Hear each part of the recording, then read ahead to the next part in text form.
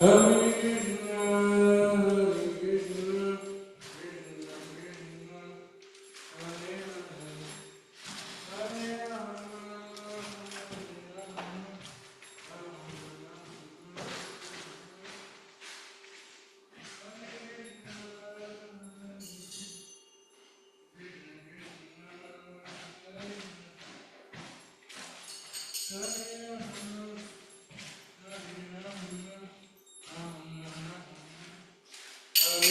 Hare,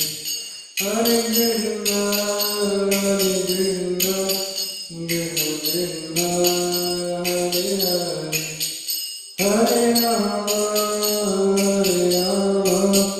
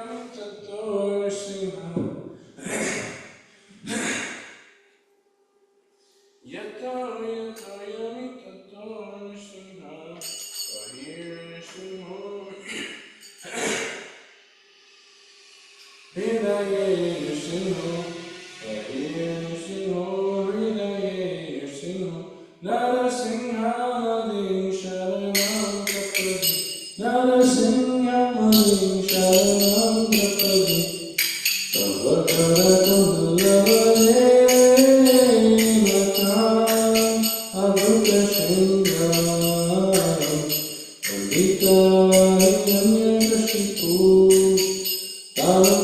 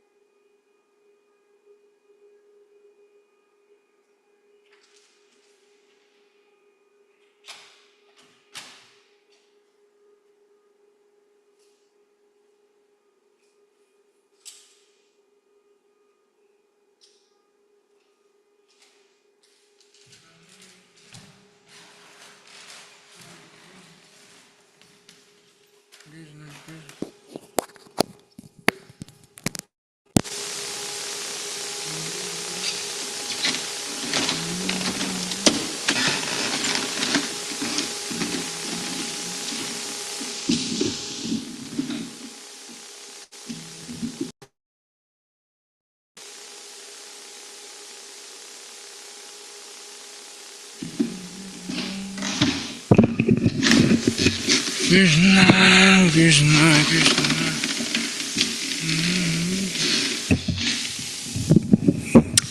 Okay. Baghdad Gita class. Starting on the introduction prayers on page 1.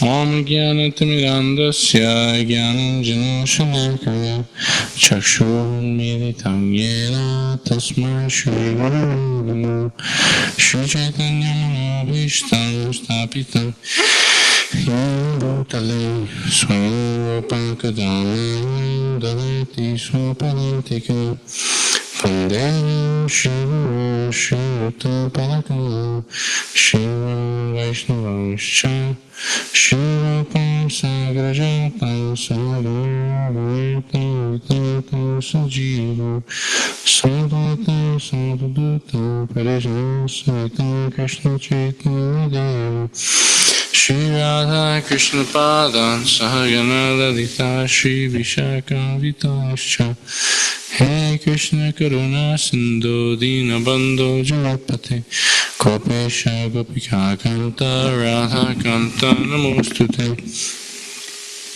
Tapakanchana Gaurangi Radha Vrindavaneshwari Rikabha Sute Devi Pranami Manipuri Vanchaka Patravascha Kapasindhu Vyavacha Patitanam Pavanebhyo Vaishnavebhyo Namo Shri Krishna Chaitanya Prabhu Nityananda Shri Advaita Gadadhar Shri Vasadi Gaura Bhaktivinoda Hare Krishna, Hare Krishna, Krishna Krishna, Hare Hare, Hare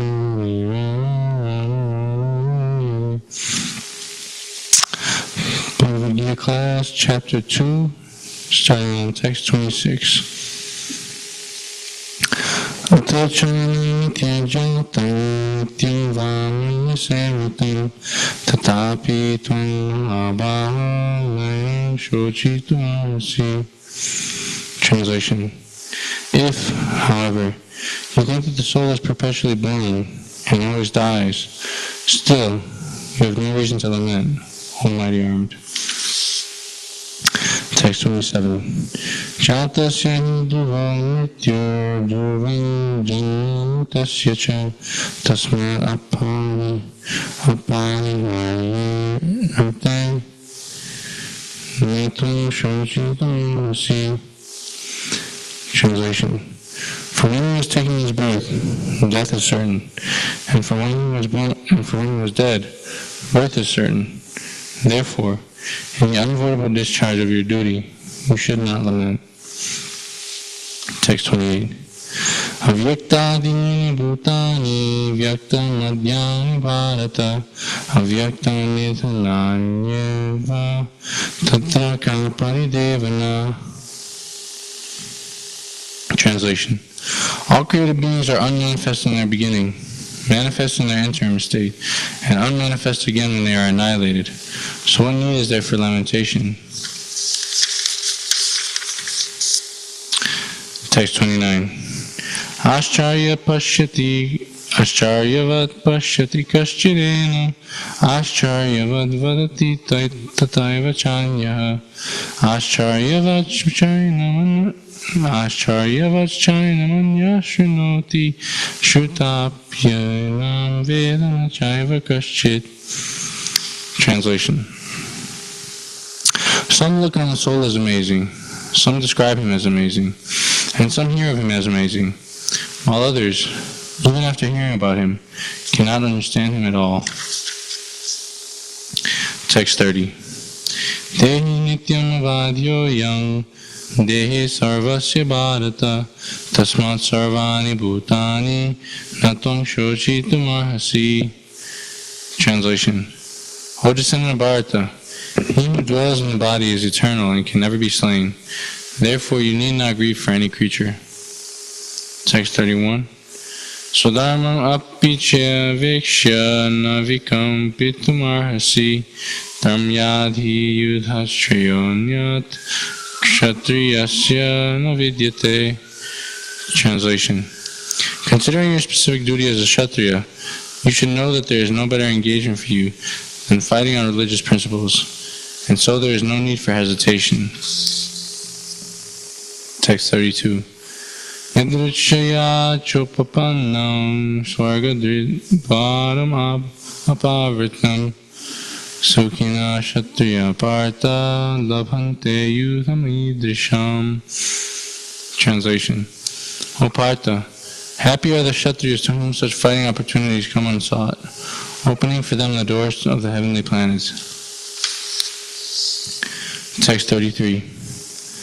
Ata chetum imam dharmyam sangramam akarishyasi tata swadharma kirtin cha hitva papam avapsyasi. Translation. If, however, you do not fight this religious war, then you will certainly incur sins for neglecting your duties, and thus lose your reputation as a fighter. Text 34. Akirtin chapi bhutani katayishyanti te vyayam sambhavitasya chakirtir maranad atirichyate. People will always speak of your infamy, and for one who has been honored, dishonor was worse than death. Text 35. Payadranadu paratam mangsyante twang maharata yeshang cha twang bahumato putva yasya silagavam. Translation. The great generals who have esteemed your name and fame will think that you have left the battlefield out of fear only, and thus they will consider you a coward. Text 36. Avachyavadam shabahun vivadishyanti tavahitaha nindantastava samartyam tato dukhantaram nukem. Translation. Your enemies will describe you in many unkind words and scorn your ability. What could be more painful for you? Returning to text. Oh, one more text. I think, yeah. Text 37. Hatova prapsyasi swargam jitva va bokshase mahim tasmad utishta kunteya yudhaya krita nishchaya. Translation. O son of Kunti, either you will be killed on the battlefield and attain the heavenly planets, or you will conquer and enjoy the earthly kingdom. Therefore, get up and fight with determination. Returning to text 26.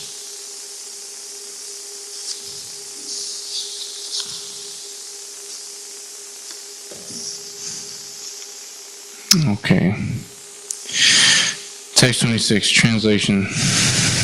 If, however, you think that the soul is perpetually born and always dies, still you have no reason to lament, O mighty armed. Purport. There is always a class of philosophers, almost akin to the Buddhists, who do not believe in the separate existence of the soul beyond the body. When Lord Krishna spoke the Bhagavad Gita, it appears that such philosophers existed, and they were known as Lokayatikas and Vaibhashikas. These philosophers maintain that life symptoms, or soul, takes place at a certain mature condition of material combination. The modern material scientists and material philosophers also think similarly. According to them, the body is a combination of physical elements, and at a certain stage, the life symptoms develop by interaction of the physical and chemical elements. The science of anthropology is based on this philosophy. Currently, many pseudo-religions, now becoming fashionable in America, are also adhering to this philosophy, as well as to the nihilistic, non-devotional Buddhist sects. Even if Arjuna did not believe in the existence of the soul, as in the Vaibhashika philosophy, there would still have been no cause for lamentation. No one laments the loss of a certain bulk of chemicals and stops discharging his prescribed duty. On the other hand, in modern science and scientific warfare, so many tons of chemicals are wasted for achieving victory over the enemy. According to the Vaibhashika philosophy, The so-called soul, or Atma, vanishes along with the deterioration of the body. So, in any case, whether Arjuna accepted the Vedic conclusion that there is an atomic soul, or whether he did not believe in the existence of the soul, he had no reason to lament. According to this theory, since there are so many living entities generating out of matter every moment, and so many of them are being vanquished every moment, there is no need to grieve for such an incidence. However, since he was not risking rebirth of the soul, Arjuna had no reason to be afraid of being affected with sinful reactions due to his killing his grandfather and teacher. But at the same time, Krishna sarcastically addressed Arjuna as Mahabahu, mighty armed, because he, at least, did not accept the theory of the Vaibhashikas, which leaves aside the Vedic wisdom. As a Kshatriya, Arjuna belonged to the Vedic culture, and it behooved him to continue to follow its principles. Text 27. Translation. For one who has taken his birth, death is certain, and for one who is dead, birth is certain. Therefore, in the unavoidable discharge of your duty, you should not lament. Purport. One has to take birth according to one's activities of life, and after finishing one term of activities, one has to die to take birth for the next. In this way, the cycle of birth and death is revolving, one after the other, without liberation. This cycle of birth and death does not, however, support unnecessary murder, slaughter, and war. But at the same time, violence and war are inevitable factors in human society for keeping law and order. The battle of Kurukshetra, being the will of the Supreme, was an inevitable event, and to fight for the right cause is the duty of a Kshatriya.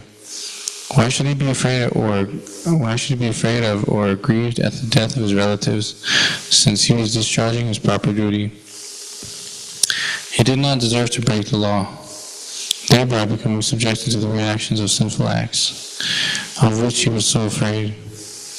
By avoiding the discharge of his proper duty, he would not be able to stop the death of his relatives, and he would be degraded due to his selection of the wrong path of action. I want to make a quick comment. This last paragraph is it stands out to me a little bit. And not deserve to break the law, and thereby become subject to by avoiding the discharge of first power.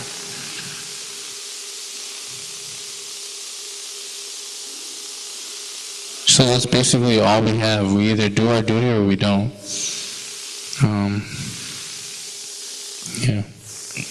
Anyway, I'll keep reading. Text 28. All created beings are unmanifest in their beginning, manifest in their interim state, and unmanifest again when they are annihilated. So what need is there for lamentation? Purport. Accepting that there are two classes of philosophers, one believing in the existence of soul, and the other not believing in the existence of the soul, there is no cause for lamentation in either case. Non-believers in the existence of the soul are called atheists by followers of the Vedic wisdom. Yet even if, for argument's sake, we accept the atheistic theory, there is still no Shishigornitai ki ajay.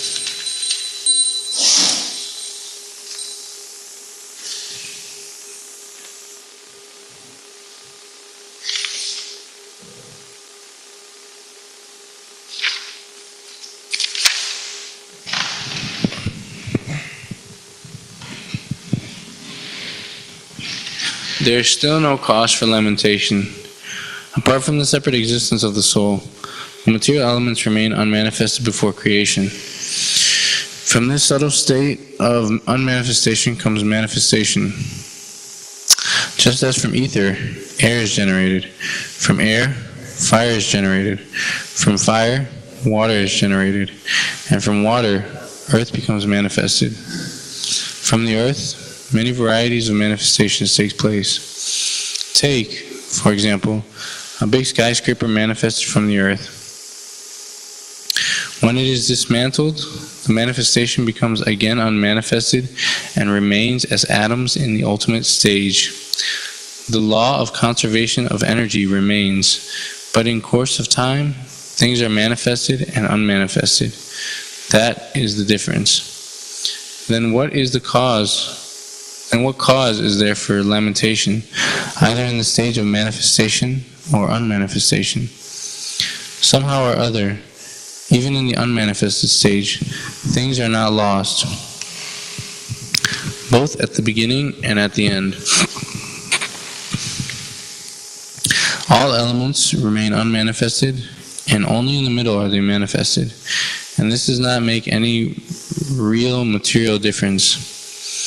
If we accept the Vedic conclusions, as stated in the Bhagavad Gita, Antavanta ime deha, that these material bodies are perishable in due course of time, Nitya syokta shariranaha, but that soul is eternal, then we must remember always that the body is like a dress. Therefore, why lament the changing of a dress? The material body has no factual existence in relation to the eternal soul. It is something like a dream. In a dream, we may think of flying in the sky or sitting on a chariot as a king. But when we wake up, we can see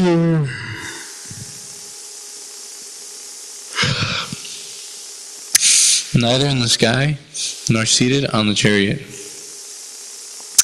The Vedic wisdom encourages self-realization on the basis of the non-existence of the material body. Therefore, in either case, whether one believes in the existence of the soul or one does not believe in the existence of the soul, there is no cause for lamentation for loss of the body.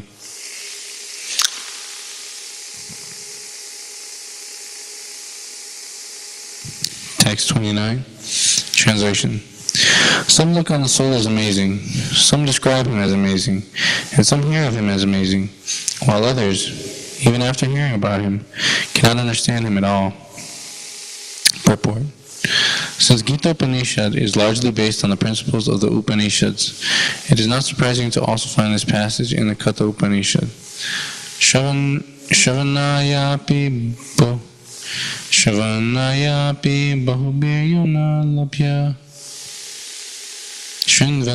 Shinvatopi bahavoyana vidyuhu Ascharya vyakta kushalasya labdha Ascharya gyata kushalanashishta. The fact that the atomic soul is within the body of a gigantic animal, in the body of a gigantic banyan tree, and also in the microbic germs, millions and billions of which occupy only an inch of space, is certainly very amazing. Men with a poor fund of knowledge, and men who are not austere, cannot understand the wonders of the individual atomic spark of spirit, even though it is explained by the greatest authority of knowledge, who imparted lessons even to Brahma, the first living being in the universe. Owing to a gross material conception of things, most men in this age cannot imagine how such a small particle can become both so great and so small. So men look at the soul proper as wonderful, either by constitution or by description. Illusioned by the material energy, people are so engrossed in subject matter for sense gratification that they have very little time to understand the question of self-understanding, even though it is a fact that without this self-understanding, all activities result in ultimate defeat in the struggle for existence. Perhaps one has no idea that one must think of the soul and also make a solution of the material miseries. Some people who are inclined to hear about the soul may be attending lectures in good association, but sometimes, owing to ignorance, they are misguided by acceptance of the supersoul and the atomic soul as one without distinction of magnitude. It is very difficult to find a man who perfectly understands the position of the soul, the supersoul, the atomic soul, of the soul, the supersoul, the atomic soul, their respective functions, relationships, and all of their major and minor details. It is still more difficult to find a man who has actually derived full benefit from knowledge of the soul, and who is able to describe the position of the soul in different aspects. Wow. So that just hit me, like, this is describing our spiritual masters, whoever it is. We probably have all been in a situation where we were going through some difficulties, or even if we just had a passing fancy question, and we wanted to ask somebody who knew what the difference between spirit and matter was. But yeah, hold on, I can't really see right here. Yeah, it says,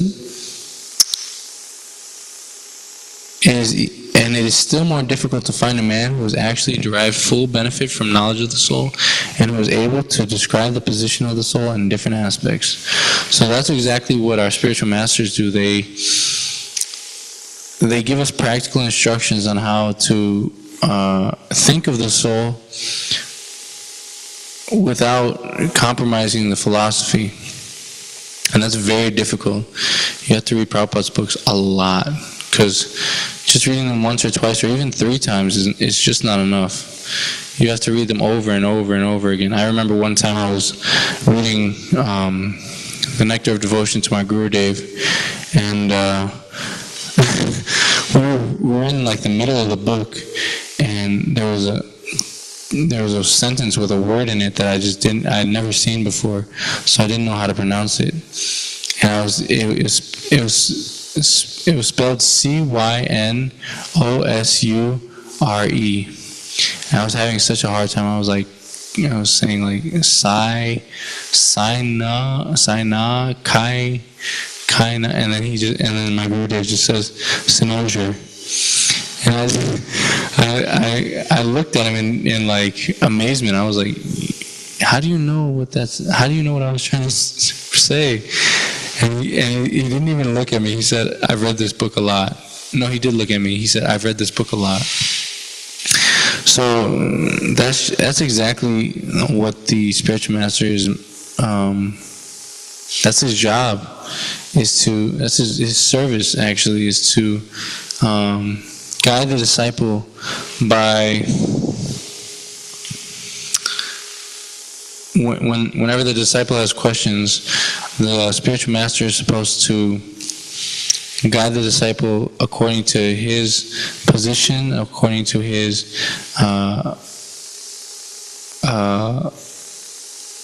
from his past lives. Use analogies and examples that help the disciple make progress in spiritual life, and at the same time, not, like I said before, not compromise the philosophy. Like one time, I was just having some trouble, and my Gurudev, I was really struggling, and I still do struggle with this problem. I don't want to say it because I'd be embarrassed, and I don't know if I'd embarrass anybody else. But I was having this problem, and he was saying like, he said, what would happen if you were on because I played American football before. He said, what would happen if you were on a football team and you didn't like the assistant coach, but you like the head coach, so whenever that assistant coach would tell you to do something, you just wouldn't do it. Would that be a successful football team? And of course I had to say, no, Gurudev, it wouldn't be a successful football team. It would be a mess, The players have to get along, and if not get along, then obey the coaches in order to have a winning team. Well, this is in all sports, not just football. It's soccer or regular football, tennis, anything. Probably not tennis. Team sports, cheerleading. So this that's exactly what they're supposed to be doing. And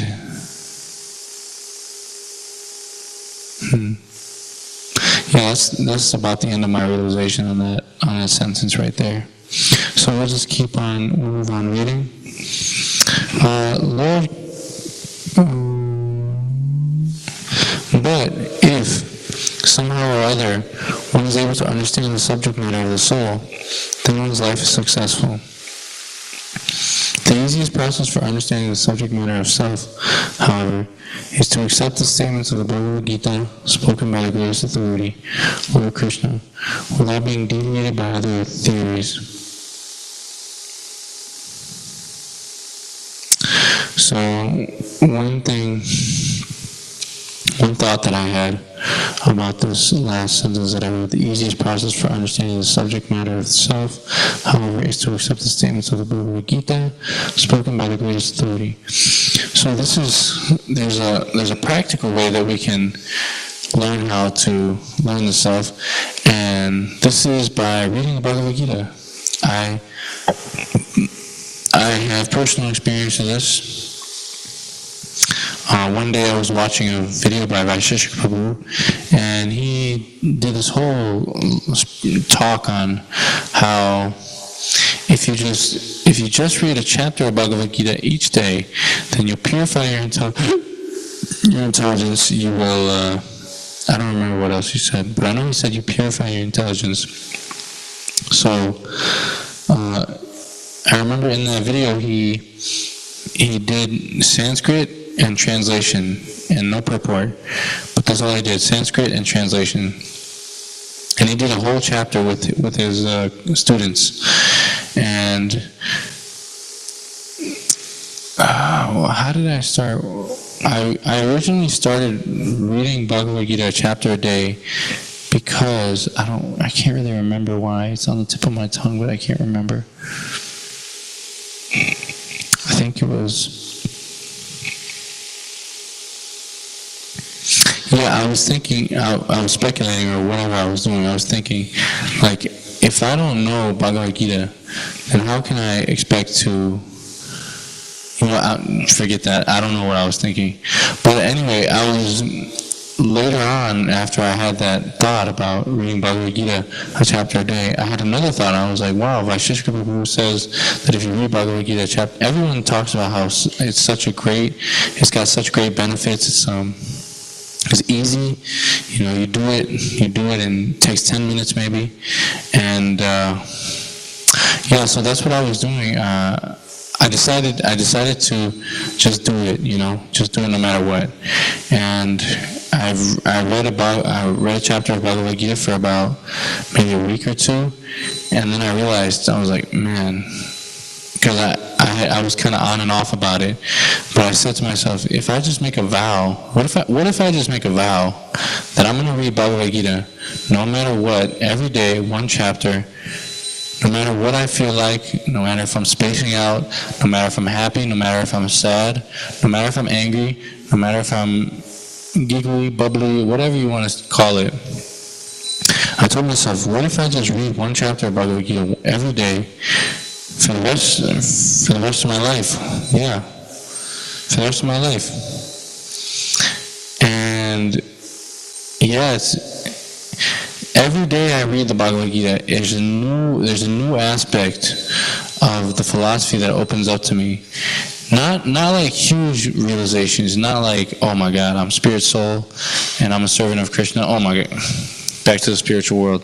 No, that's not exactly what I feel like. But little by little, step by step, with full conviction, I'm learning how to control the lower self by the higher self. And it's like, I can't put it practically, I can't use it practically because it's impossible for me at my stage of spiritual advancement to practice Bhagavad Gita, because I have no idea what it means. I have no idea what the essence is. It's impossible for me to do it. But just reading it is, like I'll go to I read the 6th chapter today. Chapter 6. Which one was it? It's talking about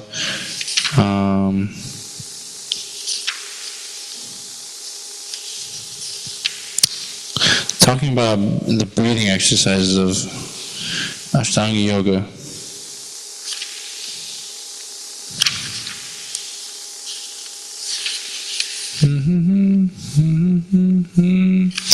Hare Krishna, Krishna Krishna, Hare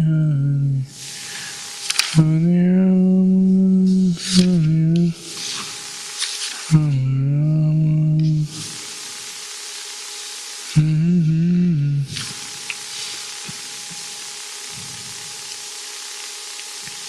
Hare Krishna, Hare Krishna, Krishna Krishna, Hare Hare. It might not be in this one. What is in this one? I forgot what I was even looking for. Oh yeah.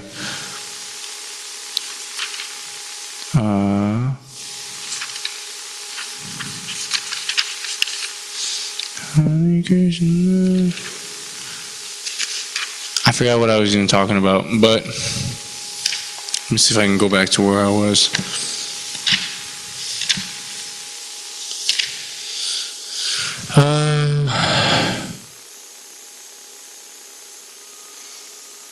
Yeah, reading a chapter of Bhagavad Gita a day. Little things like, what I was referring to earlier was the verse of the Bhagavad Gita where it says that the yogi, he offers the ingoing breath into the outgoing breath, and the outgoing breath into the ingoing breath as a sacrifice. And I was just thinking, like, I was like, because I've seen some advanced devotees do this where they just go into trance. They get stunned. It's talked about in the Nectar of Devotion that someone who feels ecstasy, amazing ecstasy, I can't remember exactly what it says. It says something like, being stunned is a major symptom of ecstasy. And so when I read this verse in the Bhagavad Gita, it said that, what did it say? It said, yeah, one should practice offering the outgoing breath into the ingoing and ingoing breath into the outgoing. I realized I was thinking to myself, like, wow, I've actually seen this actually happen in front of my very eyes, and I didn't know what was happening at first. I thought the person was just slept, fell asleep or something, and then little by little I was like, wow, this is actually an ecstatic symptom that I'm seeing right in front of my very eyes. And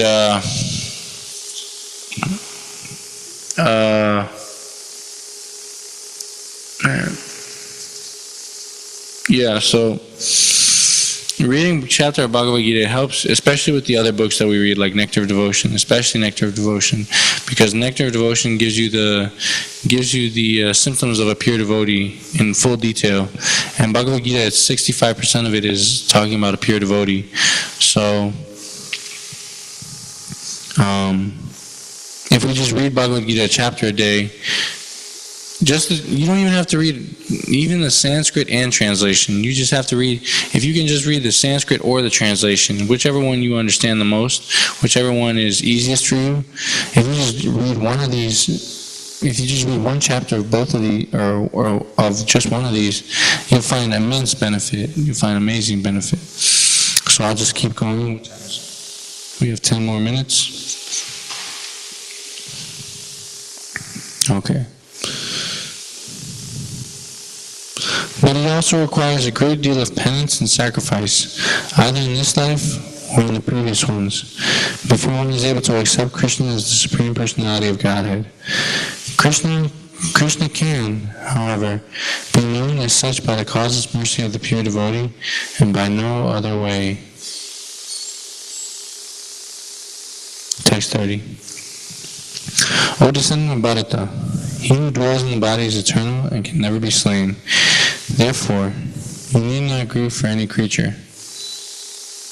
The Purport. The Lord now concludes the chapter of instruction on the immutable spirit soul. In describing the immortal soul in various ways, Lord Krishna establishes that the soul is immortal and the body is temporary. Therefore, Arjuna as a Kshatriya should not abandon his duty out of fear that his grandfather and teacher here. I had a thought that just came to me while I was reading 26. Yeah. Oh, I lost it. Anyway, we'll just keep reading. Arjuna as a Kshatriya should not abandon his duty out of fear that his grandfather and teacher, Bhishma and Drona, will die in the battle. On the authority of Sri Krishna, one has to believe that there is a soul different from the material body, not that there is no such thing as soul, or that living symptoms develop at a certain stage of material maturity, resulting from the interactions of chemicals. Though the soul is immortal, violence is not encouraged. But at the time of war, it is not discouraged when there is actual need for it. That need must be justified in terms of the sanction of the Lord, and not capriciously. Text 31. Considering your specific duty as a Kshatriya, you should know that there is no better engagement for you than fighting on religious principles, and so there is no need for the hesitation. Purport. Out of the 4 orders of social administration, the second order, for the matter of good administration, is called Kshatriya. Kshat means hurt. One who gives protection from harm is called Kshatriya. Trayate means to give protection.